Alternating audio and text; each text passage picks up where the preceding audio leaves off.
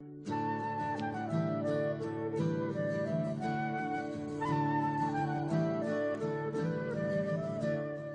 know, young professionals have this very unique situation, or young adults have this very unique situation in society na nasa gitna. You're not really that young anymore, but you're not that old yet. And it is so easy to make very basic changes in one's life as well. And one of the greatest accomplishments made during young adulthood are lasting friendships that go on hanggang tumanda ang isang tao. Meron pang panahon kasi ang mga young adults or young professionals para maging friendly. Kasi minsan mahirap na maging very friendly kung kayo ay young mother, a young working mother, or a young father. Marami ng concerns. And one of the advantages and one of the greatest blessings of being single like you, and no longer like children being controlled too much by convention or by traditions or by parents, maaari kayo mag-invest in friendships. Friendships that will see you through sa lahat ng mga darating na mga araw, mga panahon. So let's talk about friendship. At ngayon, I like to zero in on a kind of friendship that's very, very special to young adults. Unselfish friends are rare. And yet, loving friends are even more rare. Very rare. And sacrificing friends are extremely rare. Life should be filled with friendships. Let's focus on the friendship of Jonathan and David, and let's correct a few myths surrounding this friendship. Heavenly Father, we pray that you will guide us. Kayo, Panginoon mismo, kaibigan namin. Kayo nagsabi that you call us friends, no longer servants, but friends. And that you have made us friends of God because of your blood, O Lord Jesus. Teach us to understand friendship in a deeper way, in a more spiritual way. At nawa, Panginoon, yung friendship niyo sa amin ang maging strength ng pag-aaral namin ng friendship na ito. We declare total dependence on you, dear Lord Jesus. And we pray, Holy Spirit, that you will infill us, that you will empower us, that you will give us sharp eyes to see details that unspiritual people will not see. And we pray that you're going to give us the vocabulary to understand spiritual language. Oh, dear Holy Spirit, quiet our hearts, teach us, give us peace, and teach us holy things of God. And in the name of Jesus, we reject all work of evil. We destroy any presence or visitation of evil, and we forbid any work of evil from entering our midst. Dear Lord, kayo lang po ang aming hinihintay. Kayo lang aming inaasahan. Kayo lang ang welcome dito. Wala nang iba. And may you sit on your throne of power. Look upon your people with compassion. Speak with majesty and give us the gift of understanding friendship. We seek you, Father, in Jesus' mighty name. Amen. So 1 Samuel 18:1-4. And why don't you open your Bibles to 1 Samuel 18:1-4. In fact, we will be referring to this verse every now and then. 1 Samuel 18:1-4. After David had finished talking with Saul, Jonathan became one in spirit with David, and he loved him as himself. From that day, Saul kept David with him and did not let him return to his father's house. And Jonathan made a covenant with David because he loved him as himself. Jonathan took off the robe he was wearing and gave it to David, along with his tunic and even his sword, his bow, and his belt. Isa pong mga katakatakang mga bagay, kung iisipin natin, we will remember the background of the story. Saul was the first king of Israel, and then Jonathan was Saul's son. He was supposed to be the next king, but the anointing of the Lord left Saul, and the prophet was asked by God to anoint David instead, that David would become the next king of Israel. So Jonathan and David, dapat mortal enemies.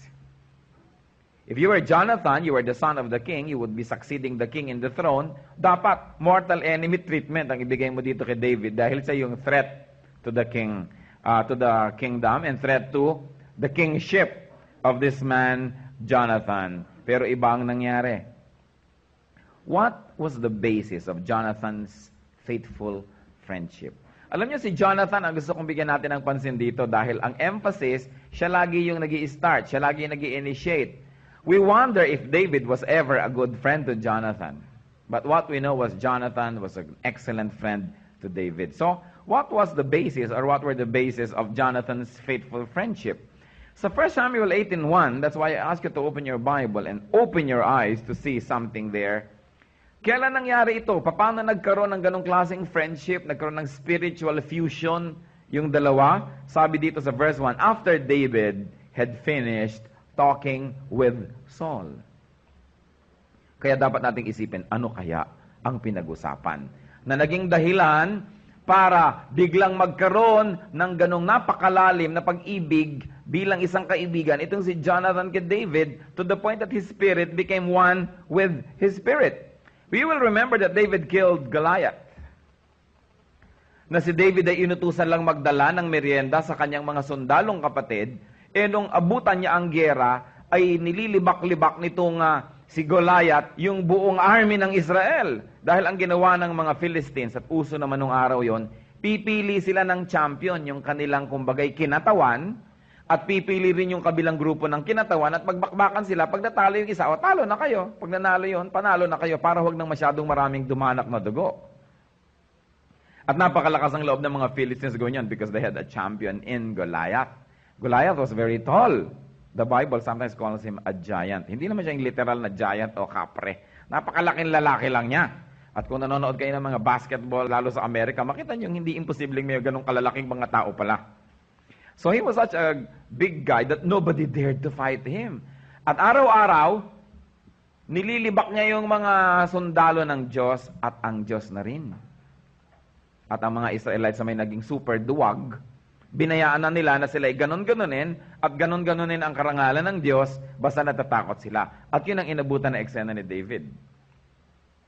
David volunteered to fight and kill Goliath. Alam natin ang istorya. At matapos, ang hari naman ay sige, sa kawalan ng lalaban ay pinayagan na rin itong batang musmus na walang training. Pero sabi naman ni David, nakapatay na nga ako ng leon, nakapatay na nga ako ng kung ano-ano with my bare hands. Isa yan, kasunod na mamamatay yan. Dahil hindi ako papayag na iniinsulto niya ang ating Diyos. At matapos siya magsuot ng armor at kung ano mga mabigat na bagay sa niya, teka, para yatang hindi ako totoo, parang plastic ako dito sa ginagawa ko. I'll be true to myself and just fight him the way I know. At kumuha siya ng slingshot at sabi ni Goliath, ano ka? Iniinsulto mo ba ako? Ano bang kalaban mo? Tao o aso? Bakit ang dala mo terador? Samantala itong si Goliath, dressed to the teeth, talagang armored. Pero alam niya naman ang storya, pag bato niya gano'n, tinamaan dito sa noon. Natumba ang Goliath. Isang bato lang siya. Sabi nila, isang bala ka lang, hindi ka David, isang bato ka lang. Di ba? At namatay siya at pinugot na David ang ulo. Kaya naman demoralized bigla ang mga Philistines and the rest was history. Ang yabang na ngayon ng mga Israelites, they shouted the battle cry, ra, ra, ra, sis bumba. At pagkatapos ay hinabol nila itong mga sundalong ito at ang habang lugar ang napuno ng kanilang mga bangkay ng mga demoralized na Philistines kasi tumapang bigla itong mga Israelites. That was the background. At sabi sa ating binasa, after David had finished talking with Saul, hindi natin alam kung yung eksena right after that or there was a gap of months or years. You'll never know kasi alam niyo naman sa Bible timeless. Hindi sila masyadong mahilig sa chronology. Pero ano kaya ang pinag-usapan? David had just killed Goliath. Saul asked that David be brought to him and they had a lengthy talk. And of course, the talk should have been in the presence of Jonathan. Nadinig ni Jonathan ang pinag-usapan. At nandito ang key ng friendship. Ano ang naka-attract kay Jonathan para maging kaibigan niya si David? Para ibigay niya yung cloak, yung kanyang espada, yung kanyang belt. Ibig sabihin, sige, ikaw na ang next king, huwag na ako. Hindi alam ng ama niya yon na ginawa niya. I like to think that what attracted Jonathan to David was David's sense of mission. And David's sense of God. And David's sense of himself as an Israelite. Dahil ano pa ba naman ang maaaring pag-usapan kung hindi yung naganap na tagumpay niya laban kay Goliath? Sabi siguro, ba't ka kaya nagtagumpay anak? Kasi I fought in the name of God. At bakit ka ba naman talaga humarap dyan sa higanting yan? Nakakatakot yan. Because the name of God was being what? Was being dishonored. In 1 Samuel 17:26, David asked the men standing near him, nung dumating pa lang siya at sumisigaw pa lang itong si Goliath upang maghamon, "What will be done for the man who kills the Philistine and removes the disgrace from Israel?" Yung disgrace ng Israel ang kanyang number one concern. "Who is this uncircumcised Philistine that he should defy the armies of the living God?" Yun ang laman ng puso niya. Nilabanan niya yun dahil hindi niya masikmura na iniinsulto nun ang Diyos. And then in verse 36, "Your servant," sabi niya kay King Saul, "has killed both the lion and the bear. This uncircumcised Philistine will be like one of them because he has defied the armies of the living God." Yun ang laman ng puso ni David. Jonathan saw in David the champion of his people, the deliverance of Israel. Jonathan saw in David the purity that the crown his father was wearing has already lost and therefore should be worn by another pure man. Jonathan saw in David the godliness and the courage that every Israelite needed. Therefore, he was drawn to, he was attracted to, he became a friend to David. Lahat marahil nung katapangan na yon, lahat dapat ng matataas na mga adhikain na yon, lahat dapat ng mga high expectations na yon, lahat ng mga dedication na yon, nasa puso ni Jonathan at ng bawat lalaki sa Israel. But they all lacked something that David had. And that was courage. And Jonathan saw that David would make an excellent king. That David would be a faithful servant of the Most High God. That David could serve and lead his people. And that, because of that, his spirit became one with David. 1 Samuel 18:1, after David had finished talking with Saul, Jonathan became one in spirit with David, and he loved him as himself. Hindi niya minahal si David dahil may pinagsamahan na sila. Hindi niya minahal si David dahil kababata niya. Hindi niya mahal si David dahil schoolmate niya o kasama niya sa fraternity. Nung marinig niya ang mga namutawi sa labi ni David, he began to love David as he loved himself. Why? Because he saw in David the finer version of himself. He saw in David the realization of the promise that's just a promise in him. He saw in David the better king, the better man of God, the better gentleman and officer, and so he loved David as himself. The basis of Jonathan's faithful friendship was David's cause. Jonathan fell in love with David's cause and mission, and therefore he loved the man. Not David's looks. Siyempre. Not David's hobbies, not David's assets, not David's character. It was David's mission and calling and anointing. That was the basis of the friendship. Di ba, napaka-sublime, napaka-holy. Hindi talaga kayang ito ligaligin, guluhin, kalugin ng sino man. Sapagkat ang pundasyon niya, spiritual, holy. The calling, the anointing, the empowerment of God. That was the friendship basis. Hindi dahil lamang, kasi may pinagsamahan na kami. Hindi dahil lamang, kasi gusto kong ugali niya. Kasi nakita niya kay David yung lahat ng dapat mangyari sa bawat lalaki sa Israel na kay David. At that point, David later on would of course commit some errors. But at that point, he fell in love with the man's mission. And what was the essence of Jonathan's friendship? That was the basis. What was the essence? What was the whole makeup of it? Jonathan became one in spirit with David. So ito yung mga essences, mga character traits ng pagmamahal niya dito kay David. Oneness in spirit. You see, that was emphasized in the Bible, huh? Not oneness in emotion. Oneness in spirit. They both agreed that they should both be what? Submitted to the Lord. At sabi dyan, and he loved him as himself. So that's another essence. Love. As you would love yourself. Hindi ibig sabihin na walan siya ng identity, na hindi na niya mahal ang sarili niya, si David na lang. No, he loved David as he loves himself. So mahal pa rin niya yung sarili niya, mahal niya yung identity niya, hindi nawala yung identity niya, hindi katulad na iba nagmamahal, nawawala ng identity, sunod-sunuran na lang. Meron siyang identity, pero minahal niya yung kaibigan niya. In 1 Samuel 18:4, Jonathan took off the robe he was wearing, he gave it to David, along with his tunic and even his sword, his bow, and his belt.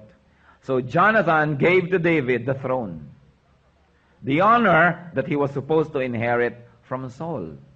That was another essence of the friendship, selflessness.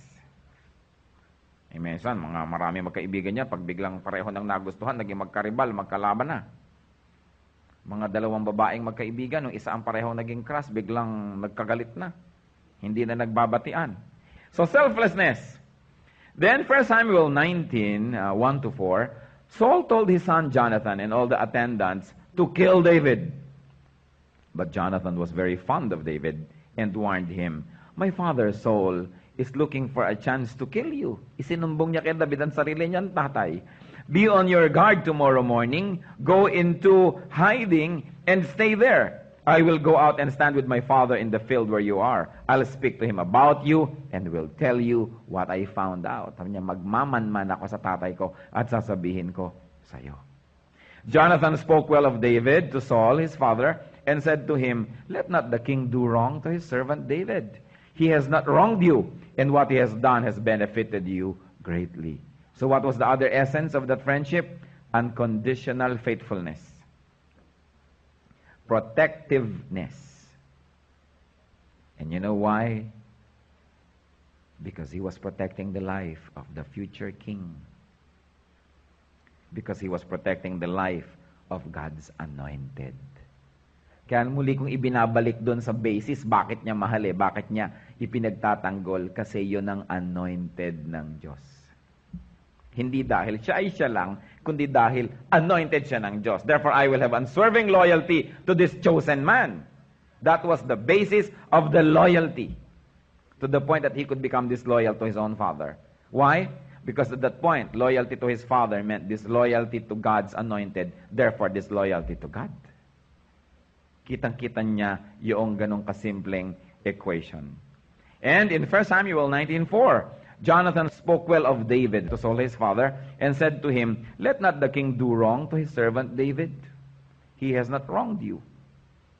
So, there was supportiveness also. So there was unconditional faithfulness, there was protectiveness, and there was supportiveness. He was always talking well about his friend behind his back. Jonathan was friendly not only to David, but also, and more importantly, to David's cause. In fact, I think, and I put forward that you think this way, that the loyalty of Jonathan to David was not personal. It was his loyalty to David's mission and to David's calling that made him loyal to David as a person. Because David's cause was God's cause. Because David's cause was also Jonathan's cause, except that David was the one anointed by God to be the instrument in making it a reality. That's why he loved David as himself, because his mission, his calling, was the same as that of David. With one difference, David was the anointed one. Hindi niya kinontest yung anointing ni Lord. Hindi niya iginiit ang kanyang sarili. Jonathan's unconditional faithfulness or loyalty to David was premised on a godly and a very holy motivation. He would see to it that David succeeded, even if it meant failure of his own father. Because he was faithful to that Father in heaven who has called David to do a certain mission. What was the bind of Jonathan's friendship with David? Ano ang big kiss? Ano ang tali? 1 Samuel 18:3, "And Jonathan made a covenant with David because he loved him as himself." Si Jonathan na naman yung nag-i-initiate. Ang recipient ng friendship na ito ay si David But you know why? Because the Lord's favor was on his side. And one of the greatest favors that God gave to David was Jonathan.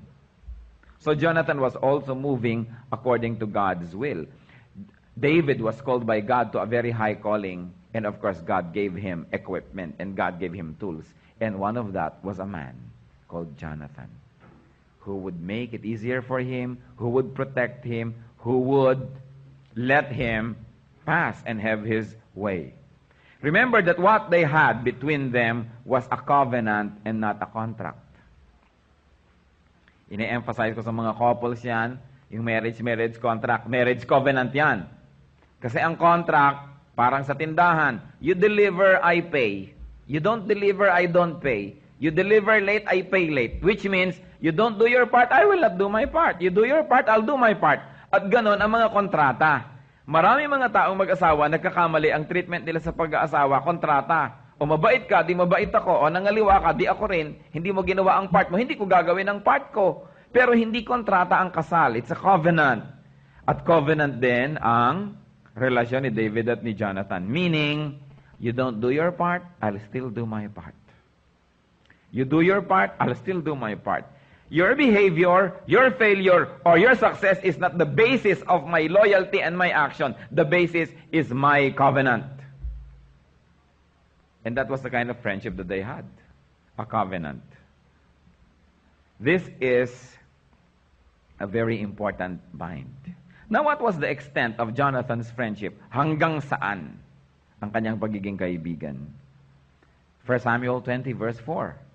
Jonathan said to David, whatever you want me to do, I'll do for you. This is in the context, remember, of saving David's life from Saul's malicious and ungodly intentions. Hindi ibig sabihin kung sinabi ni David kay Jonathan, sige nga, tumalon ka sa bangin, itatalon nga siya. Hindi yon. Ang context nito, whatever you want me to do, I'll do for you in order to save your life. What will it be? Because their main concern, and the main concern of Jonathan, was to save David's life from his own father's malicious attacks. At makikita natin ito sa 1 Samuel 20, 1-2. It is reflected. Then David fled from Naioth at Ramah and went to Jonathan and asked, what have I done? What is my crime? How have I wronged your father that he is trying to take my life? Never, Jonathan replied. You are not going to die. Look, my father doesn't do anything, great or small, without confiding in me. Why would he hide this from me? It is not so. He said, you will not die. I will never permit that. And that is, of course, connected to what said, tell me what to do and I'll do it. That was the same mission to save David's life. It's not to do anything, crazy or not crazy, wise or not wise, he was willing to do. That is not a good friend who is willing to do anything, even if it is wrong. And what was the testimonial to Jonathan's friendship? Ano ang naging bantayog at monumento ng klase ng friendship ni Jonathan na binigay kay David? Sa Proverbs 18:24. Who wrote Proverbs? Generally attributed to Solomon. A man of many companions may come to ruin, but there is a friend who sticks closer than a brother. Now, original kaya yan ni Solomon? Sabi ni Solomon sa Proverbs 4 verse 3, when I was a boy in my father's house, he taught me. And who was Solomon's father? David. So hanggang sa anak ni David, itinuturo niya yon. There is a friend who sticks closer than a brother. Believe me, because I had one. So, nakita natin yung na-immortalize yung friendship ni Jonathan. That it would enter the collection of Proverbs through Solomon also, who was already David's son. At nung namatay, itong si Jonathan, ng isang kalunos-lunos na kamatayan sa isang digmaan, anong sabi ni David nung mabalitaan niya yung balita? 2 Samuel 1:26.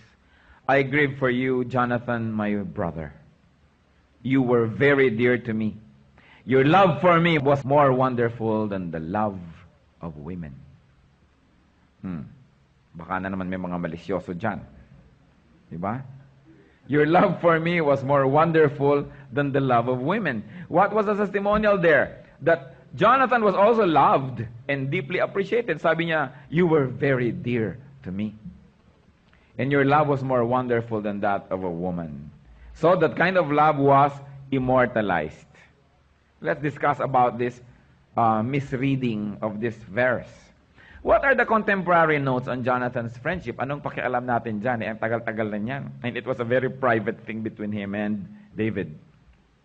First of all, the friendship between Jonathan and David should not be misunderstood. It is not a homosexual affair. Alam na alam naman natin, napakababaera nito si David. He was a very heterosexually oriented guy. He wouldn't have an affair with another man. So it was never be read from that point of view. You know why I'm saying this? Because a lot of gay movements are already referring to the Bible to justify the kind of love that surpasses the love of women. Iba yun. Wrong reading. Misreading. And another contemporary note on this love and friendship, it is not to be exploited or misused by those who would like to encourage any homosexual liaison. Every male or female who has a sweetheart must not spend time more with the friend than with the sweetheart. You remember that. Kung hindi nyo kayang pangatawanan na may girlfriend, huwag kayong magpanggap na may girlfriend. Kung hindi nyo kayang pangatawanan na may boyfriend, huwag kayong magpanggap na meron kayong boyfriend. And I'm talking about free time. Kasi kung minsan, kasama ng lalaki, mga kaibigan niya, kasi kasama niya sa office. Pero yung free time, pag free na yung time, yung pa ba ang kabuntot o kayo na? Dapat malinaw yan. Kasi maraming mga nangyayari ngayon ng mga deception. Guys who have girlfriends as props. Yung pala may affair with another guy. Tapos may girlfriend. Props. Pakitang tao. Remember what Matthew 25:40 says, "Whatever you do to the least of this, my brethren, you do it to me." So if you deceived someone, if you make someone believe that you love him or her, hindi pala totoo, you are doing it against the Lord. And there is something very, very peculiar here and very interesting. There was no mention that Jonathan ever had a sweetheart. So, wala siyang inagawa ng panahon kung sakali man na naging supportive siya kay David. Kung sakali man na binigyan niya ng napakaraming friendship si David, hindi ibig sabihin he stole from Peter to give to John. Diba? Therefore, he could be the utmost friend that he could be because there was no competition. But once more, let me be emphatic, no? Wala yang sexual relation at all. Okay, two heterosexual guys, one could be very, very friendly. Wala naman kasi siyang girlfriend, wala siyang sweetheart, so wala siyang inaagawan ng loyalty o panahon. Pero kayo, kung may girlfriend, pangatawan na ninyo. Kung hindi, huwag kayong magpanggap na may girlfriend kayo o boyfriend. Kailangan pangatawanan nyo yung pagka meron kayong sweetheart. Hindi yung meron kayong sweetheart, tapos mas marami pa kayong free time with your male friends or with your female friends. It's a shame. Bakit pa kayo nagkaroon ng sweetheart? Kaduda-duda yan. Kasi kung mahal niyo ang sweetheart niyo, ang gusto niyo lagi, magkabuntot kayo at magkasama kayo. How can you spend more time with your peers and with your friends during your free hours? You've got to correct this. Kasi maraming ganyan ng mga love affair na dapat inaayos. To serve, what else will be the purpose of this kind of friendship? To serve as a model for friendships. Especially if you're looking for a basis of a friendship. The basis of Christian friendships should be looking at Jonathan and David's friendship. It was based on a calling. It was based on godliness. Be faithful and be a faithful friend to someone called by God to do a certain mission. Yun ang basis ng friendship. Loyal ako sa'yo kasi yung cause mo, I believe in that. Bibigyan kita ng lahat ng support ko dahil ang ginagawa mo is the work of God. Hindi dahil, kasi nahulog ang loob ko sa'yo. Kasi magkamukha tayo. Kasi pareho tayo ng initials. Napakababaw yun. Ang malalim na friendship, yung dahil friend kita, kasi friend ka ng Diyos Sinusupport kita kasi ang ginagawa mo, godly work I will give you unconditional loyalty because you were anointed and called by God. Yun ang basis. Hindi yun kayang baguhin ng tao.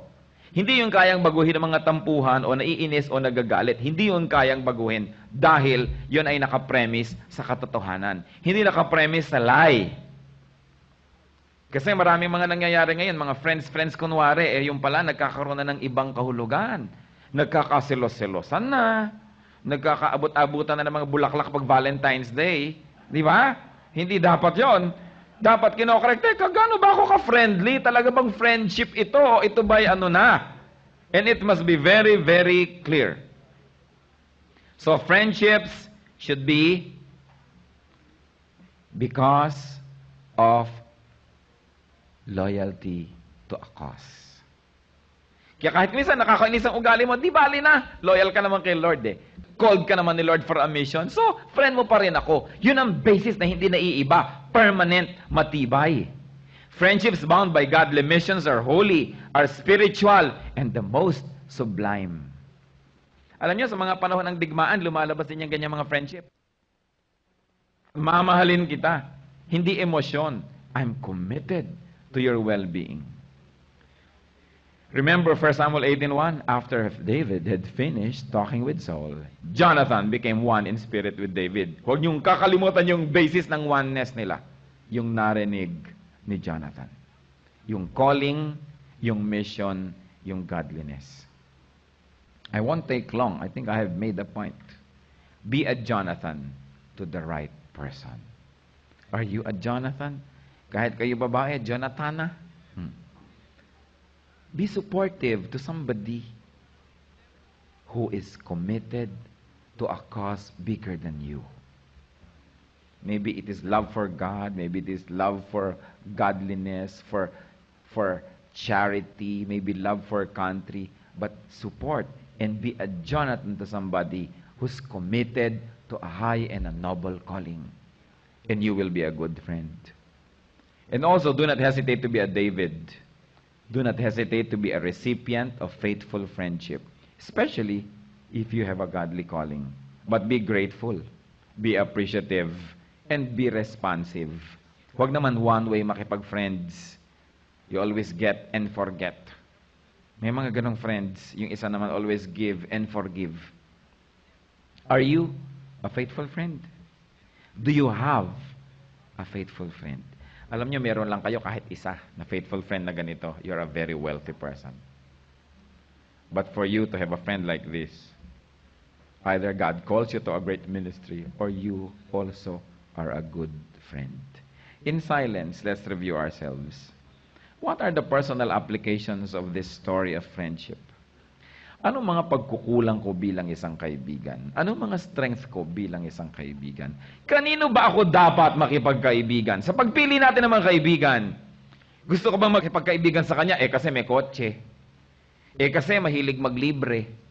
Gusto ko bang makipagkaibigan sa kanya? Kasi sikat siya Gusto ko bang makipagkaibigan sa kanya dahil ganito? Or gusto ko siyang maging kaibigan at magiging kaibigan niya ako dahil naniniwala ako sa kanyang cause, sa kanyang mission. That is the nobler kind of friendship. A friendship that is committed to the service of God and not just to personal preferences. Be alone with God for a while. Let the Holy Spirit minister to you.